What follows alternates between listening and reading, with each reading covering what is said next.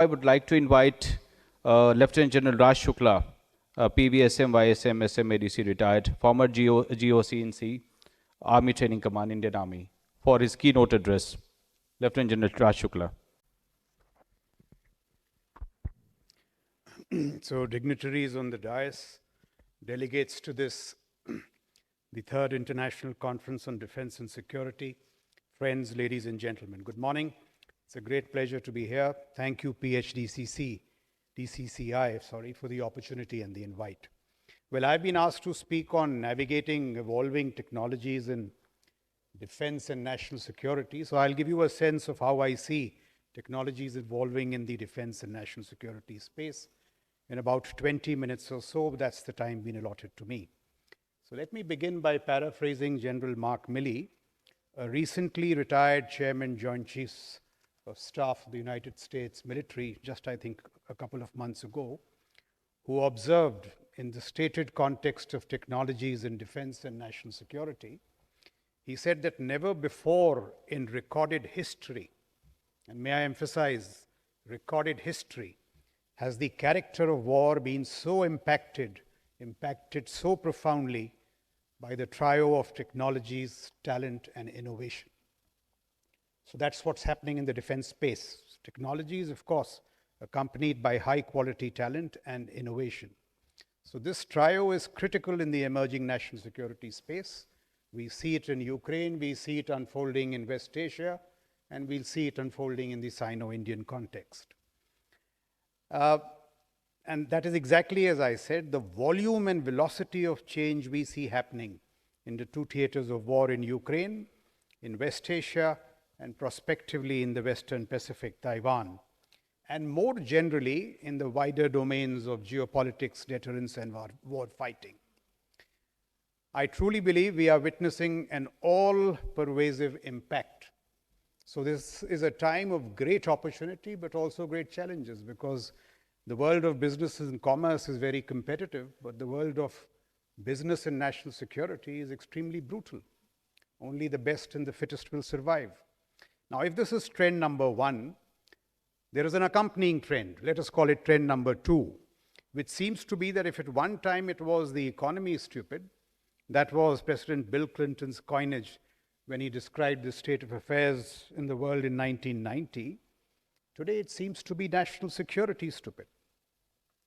National security seems to be driving geopolitics like never before. American thinker Walter Russell Mead is of the view that the world entered the pre-war era in 2014, and he was referring to the conflicts in Georgia, Crimea, Nagorno-Karabakh, Syria, Libya, Afghanistan. Just last month, the US Secretary of Defense, Lloyd Austin, spoke of a transition from a post-war, which is the peace dividend we got after the Cold War, to a pre-war era, suggesting thereby that wider war could be on the anvil. There have been similar calls from the Chief of Defense of NATO, the German army, the Bundeswehr is preparing for a Putin attack by 2025. UK Defense Secretary and the British CGS have made similar calls. General Patrick Sanders has called for civil mobilization. I'm not trying to scare you, but I'm just trying to tell you what is happening, unfortunately, all over the world. The grammar of foreign policy seems to be changing. Antony Blinken, Secretary of State, Foreign Minister, in most of his press conferences, I just noted this from a recent one, he's talking of NATO being able to, spend $1.2 billion this year in manufacturing artillery shells. Now that's the foreign minister talking of artillery shells. He's talking artillery, he's talking missiles, he's talking military, and he's talking defense. President Biden spent a lot of time this year and the last shopping for 155 millimeter shells. So national security seems to be an overwhelming concern, with the arc of conflict bending from Ukraine to West Asia, to the Western Pacific, and possibly closer home. So the duopoly of the two trends that I referred to, national security driving geopolitics, and technologies, innovation, and talent shaping warfighting, in my view, is a natural business case for the dogged defense entrepreneur. It's a business case in the making. So we must spell the coffee and seize the moment, especially so because these global trends are being complemented by events at home, like never before. Those of you who watch the national security space may note that we are in the midst of perhaps the bold, most far-reaching national security makeovers since independence. In my view, as I said, it is the most ambitious since independence. It has many pieces, CDS, DMA, this, that, but Atmanirbharta in defense is a very key component. And Atmanirbharta in defense, or AID, is poised to take off. We've had some very solid changes, a strong edifice has been laid. It could take off and possibly propel India towards becoming this defense powerhouse. It is still a distant dream, we all know, perhaps with many twists and turns, but one that we must aspire to. If of the top 20 defense majors in the world today, 7 are Chinese entities, 7 out of 20, why should at least not 3 or 4 or 5 be of an Indian hue at some point in the future, possibly 10, 15 years from now? So these are the larger drivers. There could be the incentives to drive the future of Atmanirbharta in defense in the Indian conflict, and the MSMEs could play a significant role. The startups, by the way, are already doing some great work. In my own career, I know these 3 or 4 startups whom I first gave an order in 2020 are blossomed into 600 crore companies. I've seen it before my eyes. I never thought it will happen in India. Some of them partnering with, say, making target designators for the Predator deal. Some of them partnering with US Spacecom to build space awareness tools for maritime space awareness. Samir Joshi in the drone space. I've seen it actually happening. So similar possibilities perhaps lie before MSMEs. And what could be the possible trajectories? They could be inspired by events in Ukraine and West Asia. So let's very briefly see what is happening in Ukraine and West Asia, and they will give us significant pointers about the pathways that we could create or lubricate. So the buzzwords in these conflicts today is innovation. Innovation both of the street and the high-end variety.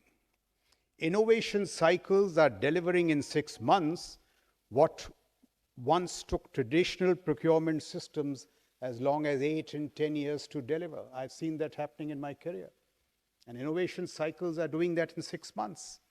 The Chinese military-industrial complex on American admission, this is an American study which is conceding, the Chinese military-industrial complex today is 5 to 6 times superior to the American military-industrial complex in terms of speed, quality, and scale of delivery. So the Chinese, through even more superior leveraging of the innovation and talent space, innovation, technology, talent space, are doing better than the Americans. And this is the lesson. It's not just a matter of budgets. The American defense budget is $950 billion. The Chinese defense budget is $290 billion. Outcomes far better. So that is another, opportunity. It's just not about expenditures. It is about innovation, technology, talent. Chinese strategic military projects, we know, which were powered by the Thousands Talent Plan, are being driven by Nobel laureates. I'm just referring to the talent. I'm not saying that should happen in the Indian context, but that is the scale of competition. So that is the kind of contestation and competition in the defense space which we shall have to grapple with. Take the domain of space, for example. I'll just give you a few examples where startups and innovation are delivering far better tactical and operational outcomes than traditional defense major space entities. NASA and ISRO was, of course, one kind of delivery model in space. But what's happening in Ukraine? And in our case, the Indian military, we looked at GSAT-7, GSAT-7A, GSAT-7B, 7R. But these were all these, huge, big satellites in military parlance, fat, juicy targets with poor survivability potential in an era of anti-satellite weapons, with the revisit times of days, if not weeks. So in a particular area, you would get a revisit, say, in 10 days, 14 days. Now, what has happened in Ukraine? You have Starlink stepping in and Planet Labs. What does Starlink do? So these are these easy-to-launch, small, survivable satellites. I'm told Elon Musk has launched or is launching 42,000 survivable satellites In the low Earth orbit, the Chinese are doing similarly 14,000 of their kind. So this high bandwidth, off-grid, high-speed internet, it first enables Zelensky to communicate with global councils, the European Union, the US Congress, the British Parliament, in critical phases of Ukraine early in 2022. It enabled him to boost troop morale, reignite street resolve, and they are also used for direction of artillery fire, for Amazon-based logistics, for targeting of the Black Sea Fleet. You know, you have these crewed sea drones driven by the Ukraine Secret Unit 13, which has been sinking $70 million Russian warships. The power of asymmetry. And that's happening in Ukraine. And these are all spaces for us to explore and to exploit. Elon Musk is less CEO of SpaceX and more national security advisor. We all know of that incident, I think in November 2023, where he's told that one of these drones is going to target some large warships in Sevastopol, and he switches off the Starlink. When Zelensky speaks to him, he says, no, I cannot allow you Starlink connectivity because I've spoken to the Russians and they will escalate. No, Elon Musk is behaving like a national security advisor. And in consequence, the US military has now contracted Star Shields. So the US military has learned from Elon Musk. Now, this is the power of startups and innovation in the defense space. What was once an exclusive country thing, when I was growing up, it was an exclusive country club. You know, USSR, India. Elon Musk, by driving launch costs down dramatically, has made it a company thing. It's most extraordinary, most extraordinary.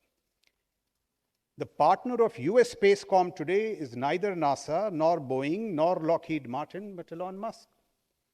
Very recently, SpaceX has signed a $1.8 billion contract with the US National Reconnaissance Office for a spy satellite network. Now, when I look at the Indian space, all this is lying unexplored, virgin territory. A lot of space for innovation, which by their very natures, defense PSUs and DRDO, unless they change dramatically, are not geared to do. And this is the space before MSMEs and startups. See what Planet Labs has done. With an array of 200 satellites, they have the capability of zooming every spot on Earth once a day commercially. But in Ukraine, they picked up 20 priority areas of operational tactical salience. So 20 satellites zoom into those spots every day, 10 times a day, giving a revisit time of 2.5 hours. Near persistent surveillance. If we had this persistent surveillance, perhaps Galwan would not have happened.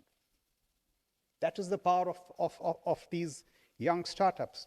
And you know, with 400 colors, good spatial and spectrum resolution, they are extremely significant. They have transformed the combat zone, resulting in huge payoffs for intelligence, targeting, reading the battle, damage assessment, and significant tactical advantages which would not be of interest to this audience, but significant nevertheless in the squadron company fights.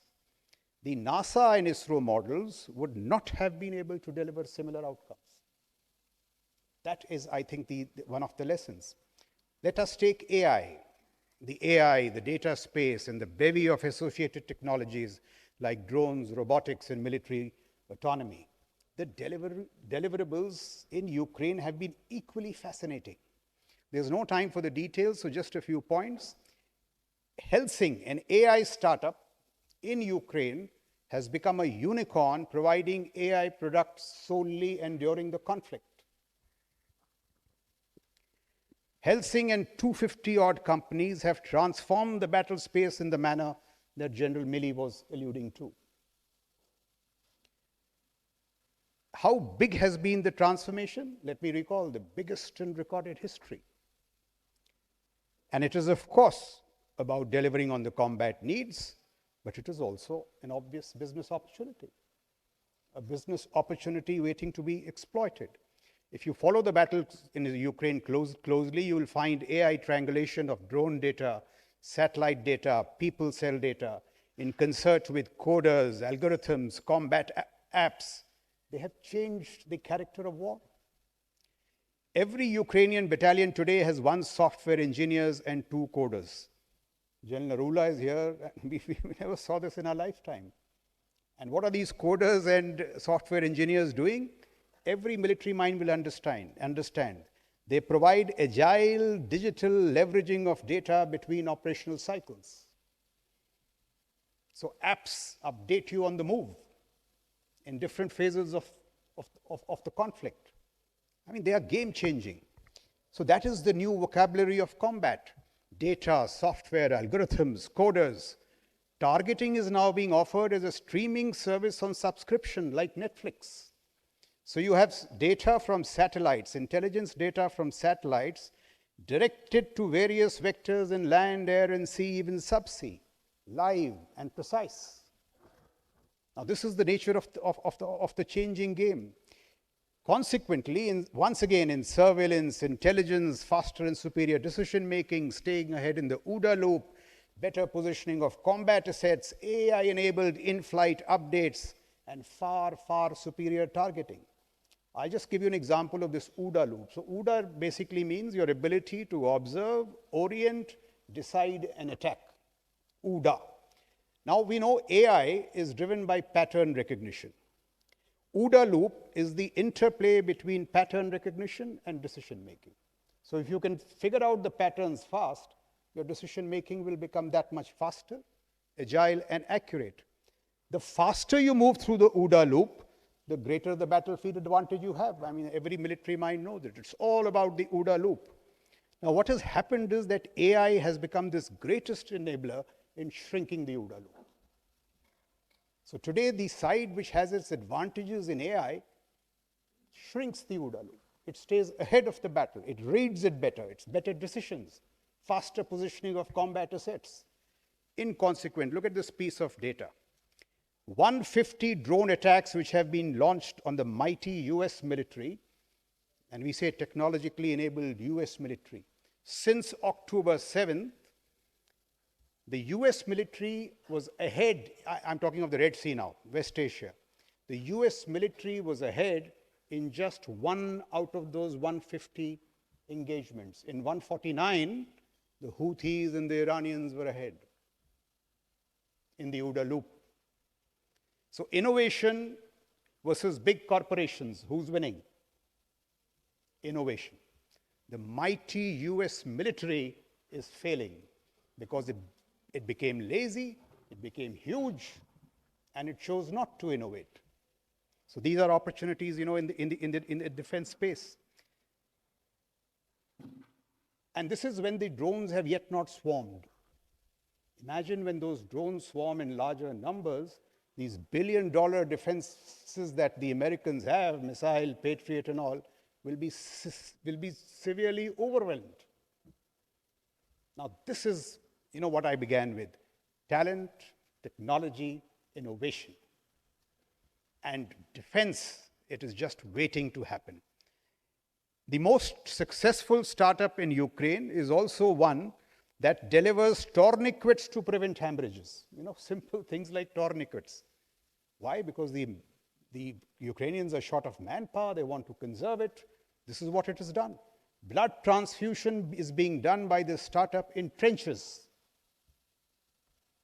So when I read what is happening in Ukraine and speak to a few guys around me, it is simply transformational. Medical combat is being transformed. Ukraine is now emerging as this hub for military industrial innovation. Palantir has grown into this data major in Ukraine because as early in March 2022, its CEO Alex Karp smelt the coffee that I was referring to, and he seized the moment. Across Poland, he crossed, met Zelensky and said, here's the deal. Give me access to your combat data, and I will provide you a range of combat products and services, all that I was referring to, free of cost. And he took the data, and Palantir has, of course, boosted the prowess of the Ukrainian military in Ukraine, but he's using that experiential learning to boost its global services. So very smart leveraging of delivering on the combat need and boosting your business prospects. Look at the sheer power of data leveraging. In exchange for data generated by the war, Ukraine has procured platforms, equipment for free. That's the power of data. Now that the Indian armed forces have begun to unlock their data, we've just begun, and create these digital pipelines, you cannot become a multi-domain military, you cannot become an AI-enabled military unless you unlock your data. And now that we've begun to do it, we need to examine as to how we could leverage our data as a business tool. The revolution has only begun. And this, in my view, is uncharted territory for hundreds of business cases to explode in structuring of data pipelines, in developing compute, large language models or variations of, migrations to secure clouds, software, apps, streaming services, the data, the coders, algorithms that I spoke of. The opportunity is huge, as is the challenge, because it is very crowded out there. You will need to be good risk takers, you will need great talent and imagination and creativity. Let's take another example, the drone missile complex. Look at this jugalbandi between Iran and Russia. A country under sanctions, Iran. Russia also under sanctions, beleaguered. And they set up this low-cost drone factory in Tatarstan in Russia. And to cut a long story short, today they are manufacturing these Shehzad loiter munitions, which are world-class products. And countries under sanctions. They are manufacturing 300 per month through smart marriage of microelectronics and explosives. We have this great opportunity in India when the OFBs are being restructured, because our inventory is dumb munitions. And Ukraine has shown dumb munitions are of no use. We need to make this massive migration to precision. So I say that as the power of asymmetry, the magic of precision. All these are opportunities waiting to be exploited. And what did this do? Shehzad Aviation, by the way, it is Shehzad Aviation Industries Research Center, mentored by the very powerful Republican Guards, RGC in Iran. They have used data coming out of Ukraine for product improvement and leveraged them with telling effect on 7th of October in the Hamas strike on Israel. In the recent crisis in Red Sea, as part of these integrated strike packages, they are complicating American air defense and are beginning to challenge American power projection. The USS Gerald Ford and Eisenhower are appearing to be vulnerable before the missile arsenals of the Houthis and the others. So we are witnessing, as I said, the power of asymmetry and the magic of precision, not by corporate majors, but countries under sanctions because they were driven by imagination, need, talent, and high-grade innovation. China is doing something even more spectacular. Their rocket force, which is this precision strike instrument, and their SSF, Strategic Support Force, which is basically a force for, it's a separate service they have raised, much like Zelensky has raised this separate service for unmanned systems. It is a service for AI enablement and digital enablement. You know, their grand project is to connect sensors and shooters across 7 domains: land, sea, air, cyber, EW, undersea. And if they can do it with precision, with AI enablement, they've already begun to threaten the Americans. See, in 1995, when the Chinese acted funny, Bill Clinton dispatched 1 aircraft carrier, and the Chinese buckled down. Today, American militaries, American admirals are advising President Biden not to send aircraft carriers because they will be sunk. Rocket force, AI enablement. So both at the tactical level and at the strategic level, I see nothing but opportunity. Great opportunities unfolding, and even if MSMEs, of course, cannot be part of these huge projects, but in all the component making and all the small stuff for these big things, the spaces of MSMEs. Cyberspace, and that's the last example I'll give, where strategic competition is becoming consequential for the balance of power.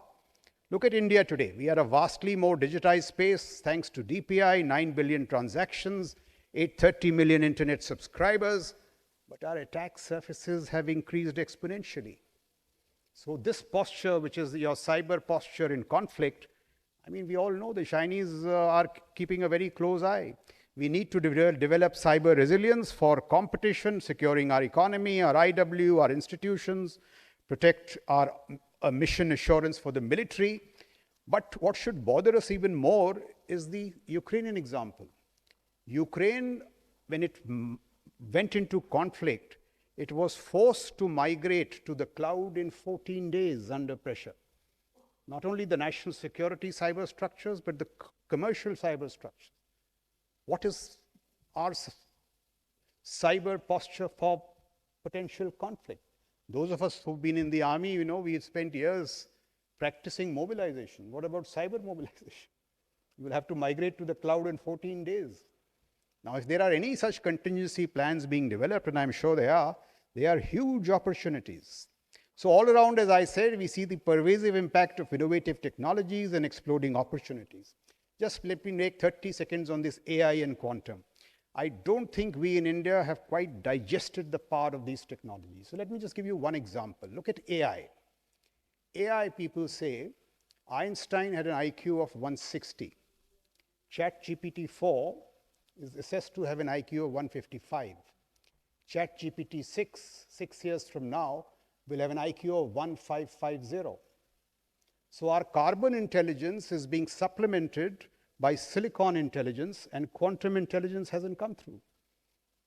Quantum, people say that, you know, a problem which the fastest supercomputer would solve in 10,000 years, quantum will solve in 200 seconds.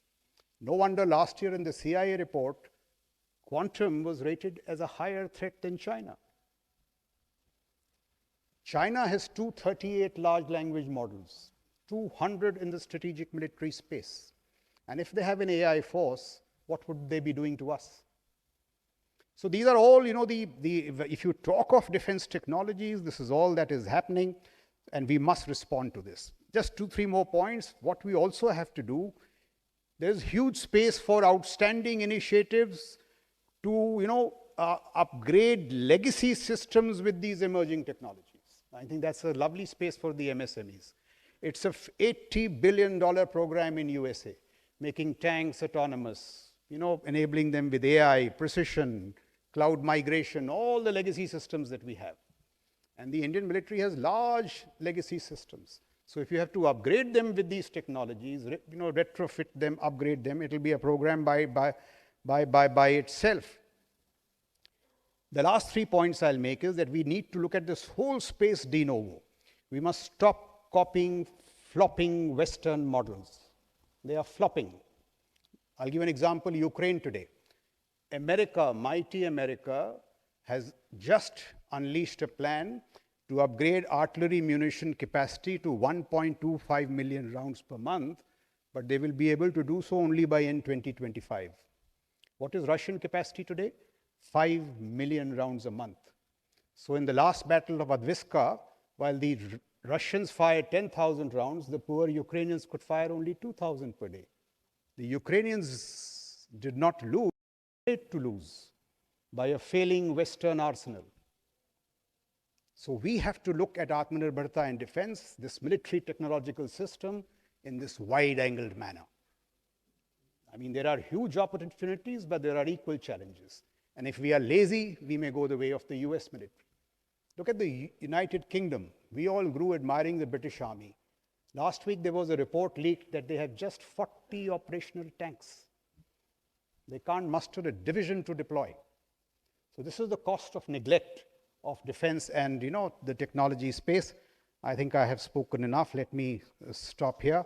In conclusion, let me repeat a few points. The emerging space in national security, defense, military is one of great opportunities and challenges. To me, it seems that here demand seems to be outstripping supply. So it's a huge space, but competition is also zooming to new highs, and as I said right in the beginning, getting very, very brutal. It is getting very, very brutal. So if Atmanirbharta is to be taken to the next level, it has to be powered by talent, technology, and innovation. Whether that comes from private sector, startups, or MSMEs, or reformed DPSUs and DRDO. But the mantra has to be innovation, talent, and technology. And it is a space, as I said, where the bold risk takers, the talented and the imaginative will thrive, and only the best will survive. Thank you. Jai Hind.